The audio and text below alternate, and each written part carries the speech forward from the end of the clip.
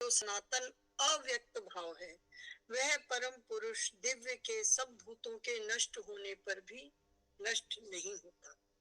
जब ये प्रलय आ जाती है, जिस हम समय की चर्चा कर रहे थे, 1 साल ब्रह्मा जी का होने पर, ये एक दिन होने पर ये शाम को सारा नष्ट खत्म हो जाता है, तो क्या उस खत्म होने पर वो अव्यक्त सत्ता भी समाप्त होती है? ये प्रश्न आता है। तो उसका एक तरह से यहाँ उत्तर दिया है कि नहीं, उस अव्यक्त से परे कुछ दूसरा जो सनातन अव्यक्त भाव है वो कभी भी समाप्त नहीं होता। वो दिव्य पुरुष हर हर काल में, हर समय में वो समाप्त नहीं होता, बाकी सब कुछ समाप्त होता है। अर्थात जो भूतों से बना है वो संसार समाप्त होता है, लेकिन वो परम सत्ता जो है वो इससे परे है, इस सबसे अलग है उसकी सत्ता, इसलिए उसको कोई फर्क नहीं पड़ता, वो नहीं समाप्त होता। अव्यक्तो अक्षरः इत्याहुः परमां गतिं यम प्राप्य न निवर्तन्ते तद्धाम परमं मम। वो कहते हैं उस अव्यक्त अक्षर नाम से जो कहा गया, उसी अक्षर अव्यक्त भाव को परम गति भी कहा गया।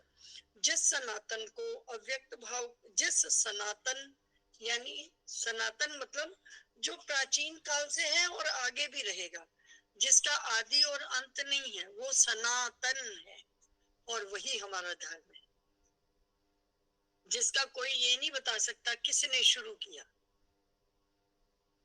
तो उस सनातन अव्यक्त भाव को प्राप्त करके मनुष्य वापस नहीं आते, वो मेरा परम धाम है। प्रभु यहाँ बता रहे हैं कि अंत काल में वो तो समाप्त नहीं होता, तो वो कह रहे हैं कि वही जो अक्षर है, वही जो सनातन है, वही जो भाव है, वो मैं हूँ। और मैं सभी भूतों का परम लक्ष्य हूँ, अंतिम लक्ष्य मैं हूँ। मुझ तक पहुंचना सबका काम है, और मुझ तक जो पहुंच जाता है वो फिर वापस उस संसार में नहीं जाता, क्योंकि मैं नहीं जाता। जो मुझ में मिल गया वो मैं हो गया, और जब मेरा मुझ में मिल गया, तो जो मिल गया वो तो मैं बन गया, तो वो फिर कभी वापस उस संसार में नहीं जाता। अगले दिन जब सुबह सृष्टि दोबारा रची जाती है, तो वहां पर वो व्यक्ति नहीं जाता जो मुझ में मिल जाता है, वो उस अव्यक्त में अव्यक्त, वो स्वयं भी अव्यक्त में मिलकर अव्यक्त हो जाता है। यहाँ पर उसी बात को याद करें कि हमें अपनी सत्ता को खोना होता है यदि हमें परमात्मा को पाना है। मैं को हटाना होगा, तब उस परमात्मा में मिलन होगा। इसमें दो रह नहीं सकते। प्रेम गली अति साकरी जा में दो न समाए, जिसमें दो की समाई है नहीं, एक ही रहेगा। ये भाव वैसा है जैसे दूध को बिलोया जाए, अपना भजन याद करो, दूध को बिलोया जाए, यानी दूध का दही बनाओ, दही को बिलो, बिलो के मक्खन निकाल दो, फिर वो इस जल में मिलता नहीं है, वो ऊपर तैरता रहता है, वो कभी जल में गिर नहीं सकता। और यही दूध को मिलाओ, वो एक रस हो जाएगा इस पानी के साथ, लेकिन उसी से बना हुआ जो मक्खन है वो बिल्कुल उसमें मिलता नहीं है। अब वो पानी उसको छू नहीं सकता। एक बार मक्खन बनो,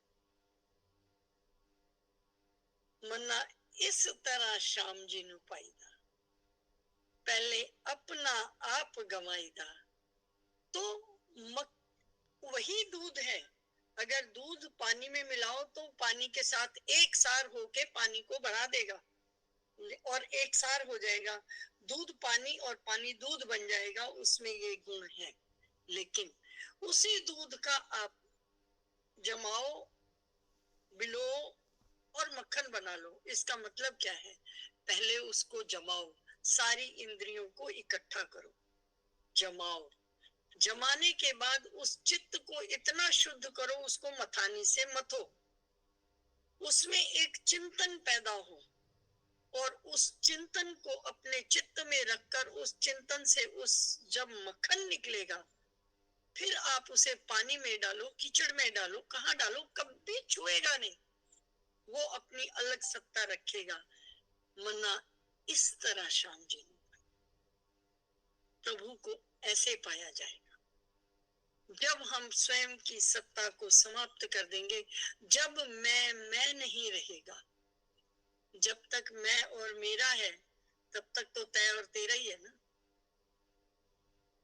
लेकिन जब मैं और मेरा समाप्त होगा और वो मक्खन बनेगा, तो वो प्रभु का भोग बनेगा, अर्थात वो प्रभु में विलीन हो जाएगा। फिर उसकी यहाँ सत्ता नहीं होगी, वो उस सत्ता से अलग नहीं हो सकता। आप कोई चीज खाने के बाद कहो कि वो तुम्हारे शरीर का हिस्सा ही बन जाएगा, क्योंकि जो 5 तत्व इस उसमें है, पाचक रसों में चले जाएंगे, खून खून बन जाएगा, नाड़ी नाड़ी में चला जाएगा, जो वेस्ट है वो बाहर चला जाएगा, लेकिन जो आपने खाया वो तो कभी नहीं बनेगा।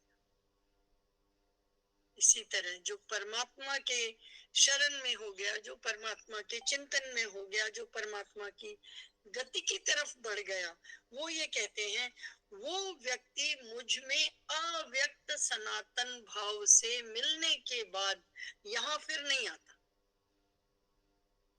और वो क्या है, वो मेरा परम धाम है। प्रभु कह रहे कि वही मेरा परम धाम है, जिसमें मिलने के बाद उस मानव की ये सत्ता हो जाती है कि वो यहाँ से अलग नहीं हो पाता। फिर उसको ये तो ना निवर्तनते, वहां से कोई वापस आता ही नहीं। यूं हम साधारण भाषा में तो जो मर जाता है उसके लिए कहते हैं वो वापस नहीं आता, वास्तव में वो वापस आता है। और वो कहाँ आता है, कैसा आता है, किस रूप में आता है, हमारी अज्ञानता है। लेकिन अगर उसके कर्म वापस आने के हैं, अगर उसका अंतिम क्षण वापस आने का है, यदि उसके भाव वापस आने के हैं, तो वो अवश्य। केवल वही नहीं आता है जो उस परम भाव को पा जाता है। और परम भाव कैसा है? अव्यक्त है, जिसको कोई जानता नहीं, अक्षर है, जिसका कभी क्षरण नहीं होता, और वो सनातन है, वो हमेशा रहने वाला है। और हमारा धर्म भी सनातन है। आप देखो, किसी भी आज के समय में हम जब भी चिंतन करते हैं तो हमारे समय के अनुसार करते हैं। हमारा जब आज का समय, जब हम बात कर रहे हैं, जिस समय हम बैठे हैं, तो हम अगर चिंतन करें तो कोई भी धर्म ले लो, ईसाइयों का ले लो तो ईसा मसीह ने शुरू किया, मुसलमानों का ले लो पैगंबर ने शुरू किया। आप भी बता दो आपका किसने शुरू किया? नहीं जानते। ये मैं नहीं कह रही, अगर कोई हो तो कोई बताए ना। कोई है ही नहीं इसको शुरू करने वाला, ये तो सनातन है। सनातन अर्थात जिसका आदि और अंत नहीं, सनातन, चलता रहने वाला, हमेशा जीवित रहने। तो वो कहते हैं कि वो सनातन में जो मिल जाता है वो फिर वापस इस धरा पर नहीं आता, उसकी मुक्ति हो जाती है। और वो मेरा परम धाम है, जो आपका अंतिम लक्ष्य है वही मेरा परम धाम है। और वहां से कोई वापस नहीं आता, बस वहां तक पहुंचता कोई नहीं। लेकिन जो पहुंच जाता है वो गारंटी के साथ कह रहे हैं कि वो फिर वापस नहीं आता इस धरा पर। और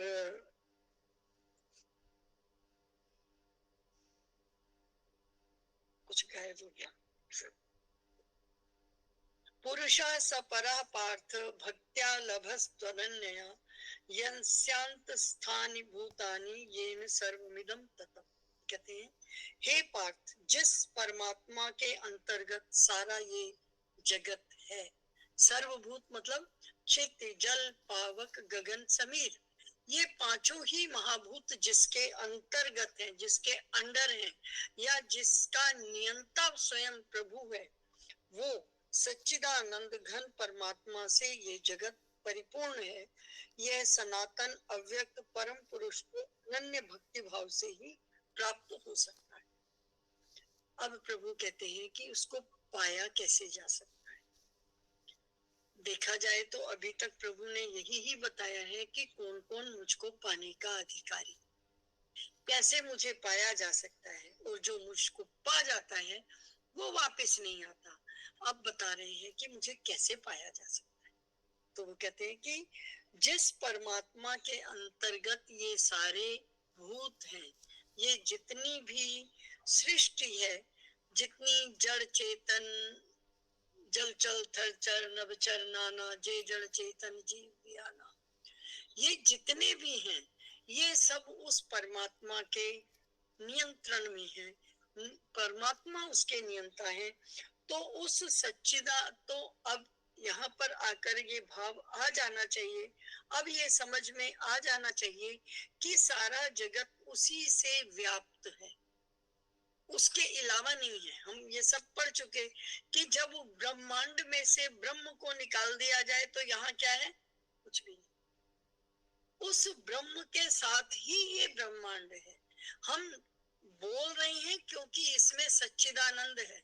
अगर सच्चिदानंद निकल जाए तो हम ना बोल रहे हैं, ना सुन रहे हैं, ना खा रहे हैं, ना पी रहे हैं, कुछ भी नहीं, मिट्टी है।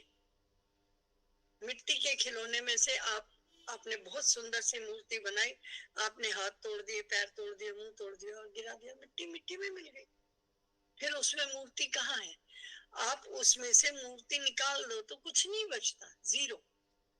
तो इसी तरह से हर तत्व को अगर तत्व निकाल दिया जाए उसमें से, वो तत्व जो परमात्मा है, अगर किसी भी चीज में से उस परमात्मा तत्व को अलग कर दिया जाए तो फिर वहां कुछ नहीं बचता।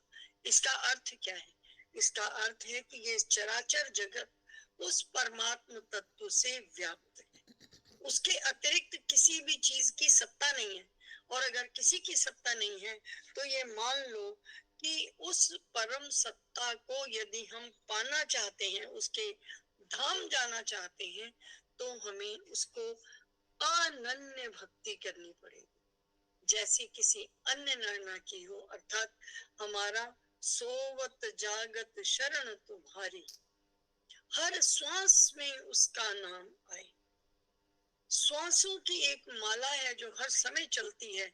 अगर इस श्वास में हमारा मन मिल जाए, इस श्वास में हमारा कीर्तन मिल जाए, इस श्वास के साथ हमारा उठन बैठन हो जाए और हम इसके साथ लग जाएं, बजाय इसके कि हाथों ने कुछ देखा, उधर खा लिया, उधर खा लिया, उधर पी लिया, उधर बोल लिया, उधर देख लिया, हंस लिए और रो लिए, तो फिर यही करेंगे। हम सब कुछ करें लेकिन हमारा चित्त परमात्मा की ओर लगा हो, तभी हमारी मुक्ति संभव है। और ये मुक्ति जो है ये अनन्य भक्ति भाव से ही मिल सकती है, जब हम दिन रात उसकी भक्ति करेंगे। तो किसी ने कहा क्या इस संसार में भक्ति करना आसान है? का कुछ नहीं करना, हर काम को करते हुए उसको याद रखना है, आसान बहुत है।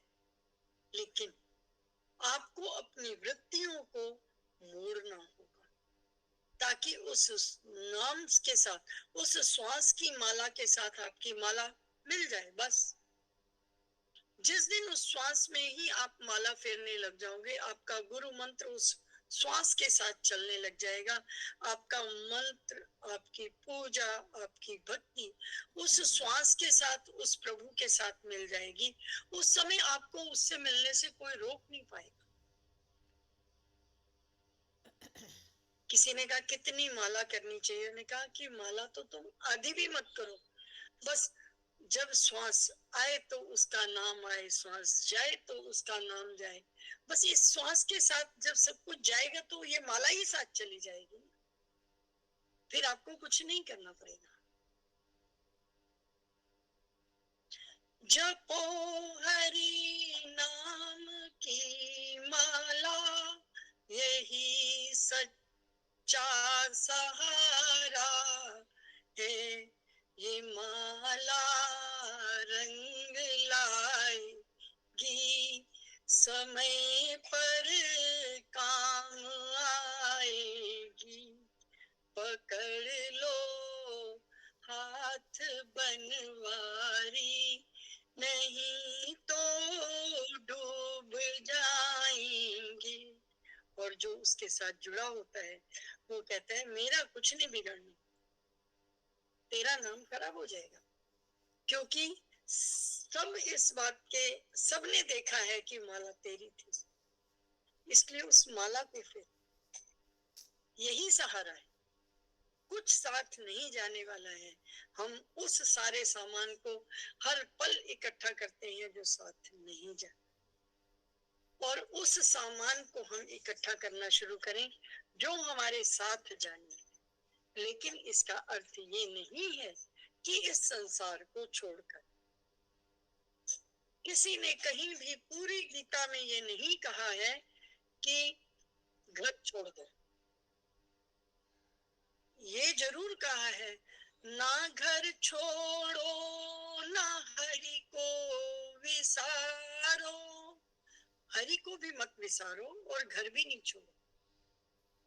उस हर बंदे में जिसके, जो आपके आमने सामने दाएं बाएं ऊपर नीचे रहता है, हर किसी में हरि को देखो, हर काम हरि के लिए करो। हम काम ही तो कर रहे हैं ना, इसी के लिए हमें लगता है ना कि संसार कैसे छोड़ देंगे। नहीं छोड़ने की जरूरत है भाई, क्योंकि प्रभु ने यहाँ कहा है ना, सारा जगत मुझी से व्याप्त है। तो आप काम उसके लिए ना करके मेरे लिए अगर करोगे तो फिर मैं मेरे ही धाम में होंगे, फिर कहीं और तुम्हारा ठिकाना ही कहाँ है। हमारा कोई इसके अलावा ठिकाना है ही नहीं। और अगर उससे मिलना है तो केवल अनन्य भक्ति के साथ उसकी सत्ता को स्वीकार करने वाली बात है, उसकी सत्ता को निरंतर ध्यान में रखने वाली बात है कि हम किसी अन्य के प्रति नहीं, जो भी कुछ करें प्रभु के प्रति करें। और वो तभी हो सकता है जब हर व्यक्ति में हमें परमात्मा तत्व दिखाई दे, और तत्वतः हम ये मान लें कि बिना परमात्मा के ये आत्मा नहीं है। हर व्यक्ति में परमात्मा है। वो परमात्मा जब ये नहीं रहेगा तो ये व्यक्ति भी नहीं रहेगा। उस व्यक्ति से, व्यक्ति में उस परमात्मा तत्व को देख लेना ही ज्ञान है। और उस ज्ञान को पाने के बाद तुम्हें कुछ और ज्ञान पाने को है ही नहीं। और अनन्य भाव से जो उसका चिंतन करेगा, हम और ये बहुत मुश्किल नहीं है, एक बार मन समझ जाए, ये जो एक मन राम है ना, अगर एक बार ये समझ जाए, क्यों ऐसा होता भी तो है। आप ये देखो कि हम सारे काम करते रहेंगे और ध्यान हमारा किस में होगा, जो बच्चा हमारा घर पे नहीं होगा ना, ध्यान उसमें होता है। अरे खाना यहाँ बना रहे हो, पता नहीं उसने खाया नहीं खाया, कुछ खा ही लिया होगा, भूखा तो नहीं होगा, नहीं नहीं उसके पास पैसे तो थे, खा ही लिया होगा। थोड़ी देर में जब हम खाना खाने बैठते हैं, अरे इस समय तो वो थोड़ा आराम करता होता है, आराम कर रहा होगा, हाँ होटल चला गया होगा, नहीं तो अपने दोस्त के चला गया होगा। वो क्या, हर समय हम चिंतन कुछ और करते हैं, काम कुछ और कर रहे होते हैं। ठीक इसी तरह काम कुछ भी करो, चिंतन प्रभु का करो। कोई मुश्किल नहीं है, बिल्कुल भी मुश्किल नहीं है, बहुत आसान है। चिंतन प्रभु का करो, काम कुछ भी करो, काम करने के लिए कोई मनाही नहीं है। सारा दिन करो, सारी रात करो, मत सो, कोई दिक्कत नहीं है। वो अपने आप थक के नहीं, ये शरीर खुद ही नींद मांग लेगा, लेकिन उसका ध्यान करो। केवल ध्यान की बात कही है, अनन्य ध्यान की बात, कि किसी और का चिंतन नहीं करना।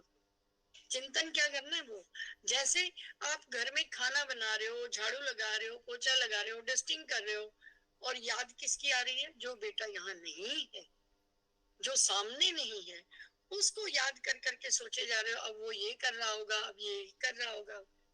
तो आप अपने प्रभु का चिंतन करो, काम सबके करो, काम के लिए कोई मनाही नहीं है, काम ही करना है, लेकिन हमें चिंतन किसका करना है, प्रभु का। मुझे थोड़ा अजीब लग रहा है, मैं बिंदी लगा के आती हूँ, मुझे अपना माथा पसंद नहीं आ रहा।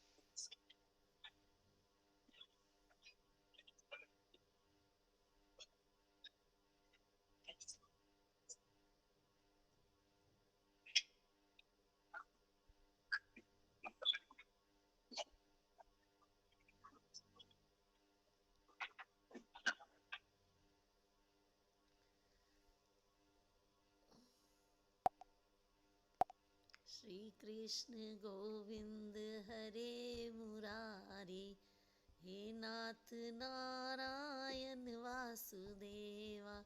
श्री श्री कृष्ण कृष्ण गोविंद हरे मुरारी, हे नाथ नारायण वासुदेव। मैंने चंदन की लगाई है, वो दिखाई भी नहीं दे रही, लेकिन मैंने लगा नहीं, दी। अच्छी लग रही है, अच्छी लग रही है, दिख रही है, हमें दिख रही है जी। आगे करिए। मैं कभी रही नहीं हूँ और वो गिर गई, अभी अभी गिरी है। मुझे तब से अपना माथा पसंद नहीं आ रहा, क्योंकि हमारे यहाँ बिना बिंदी को लगाए विधान नहीं, विधान नहीं है। और पीठ पर तो बिल्कुल भी नहीं, अदरवाइज भी। हमारे, आपको पता नहीं, पता होगा या नहीं, जिन लोगों को बिंदी लगाने की समाज में हाँ नहीं होती, उनको कहा जाता है कि सुबह सुबह गंगा जल की बिंदी लगाएं, लेकिन बिंदी सबको लगानी होती है। तो बिना बिंदी के तो रहना ही नहीं चाहिए। तो मुझे जमा नहीं, मतलब मुझे खुद ही ऐसे लग रहा था कि कुछ मिसिंग हो गया। चलिए, तो वो कहते हैं कि उस अव्यक्त परमात्मा तक पहुंच जो हमारी है, वो होनी चाहिए। वो कैसे हो सकती है? जब हम निरंतर उस अव्यक्त का चिंतन करें, और उसका चिंतन का बिल्कुल भी कठिन नहीं है। ये हम अपने व्यवहार से जान सकते हैं। हम जो हमारे सामने होता है उसी का चिंतन करें, कोई जरूरी नहीं है। हाँ, ये अलग बात है कि कोई व्यक्ति उसको गाकर चिंतन करेगा कि हर समय वो प्रभु का नाम गाता रहेगा। कोई हर समय अपने मन में अपने गुरु की माला फेरता रहेगा। किसी व्यक्ति को बहुत प्रभु की मूर्ति में, साकार में बहुत मन है, तो वो हर समय कहेगा, हाँ आज प्रभु बहुत अच्छे लग रहे थे, प्रभु प्रभु ने आज जो लाल कपड़ा पहना था बहुत अच्छा था, प्रभु आज ऐसे दिख रहे थे ना, आज जब मैं उनको कपड़े पहना रही थी ना, उन्होंने अपना मुकुट छुपा लिया था। चिंतन, प्रभु का चिंतन। और कितनी बार छुपा भी लेते हैं, वो नहीं मिलता, 20-20 मिनट ढूंढते रहो जी, उनका मुकुट गायब। फिर आप अच्छे से ढूंढो, फिर मैं कई बार तो कहती हूँ अच्छा ठीक है, मैं तब तक उनको वस्त्र पहना लूं ना, फिर तुम्हारा ढूंढती हूँ। और पता चलता है वो वहीं रखा था, दिख ही नहीं रहा था। तो आप जिस तरह का भी आप उनका भोजन भजन करना चाहिए, पर चिंतन उसका, काम कुछ भी करें, काम करने में कोई मनाही नहीं है, अनन्य भाव से चिंतन करें, बिल्कुल ऐसे जैसे। इसीलिए कुछ लोग उस चिंतन करने के लिए किसी ज्ञानी ने कहा कि आप प्रभु से एक रिश्ता बनाओ। शायद क्यों? क्योंकि हमारी रिश्तों में आस्था है।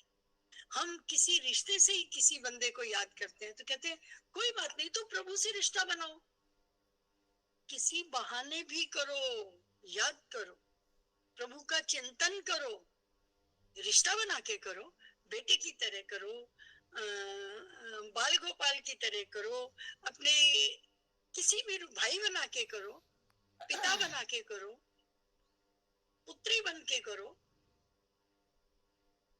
कैसे भी, पर चिंतन, उस सत्ता का निरंतर चिंतन। आप ये देखो कि सांस कितनी आई आपको खुद नहीं पता,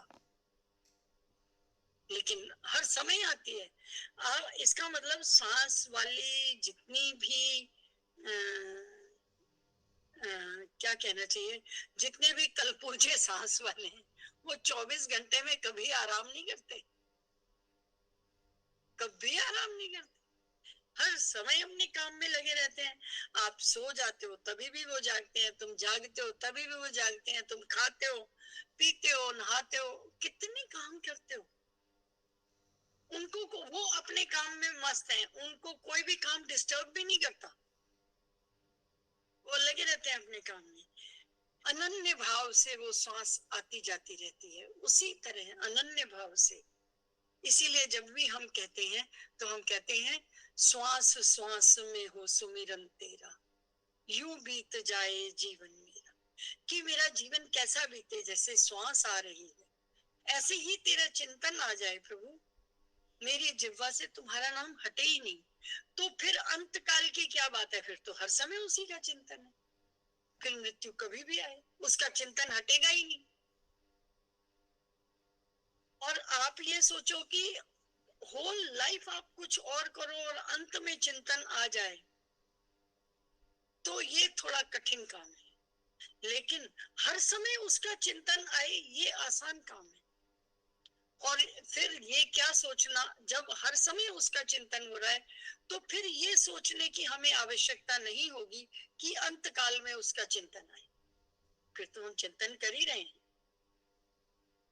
फिर अंत क्या बेअंत क्या, फिर तो हम उसके साथ लगे ही हुए हैं।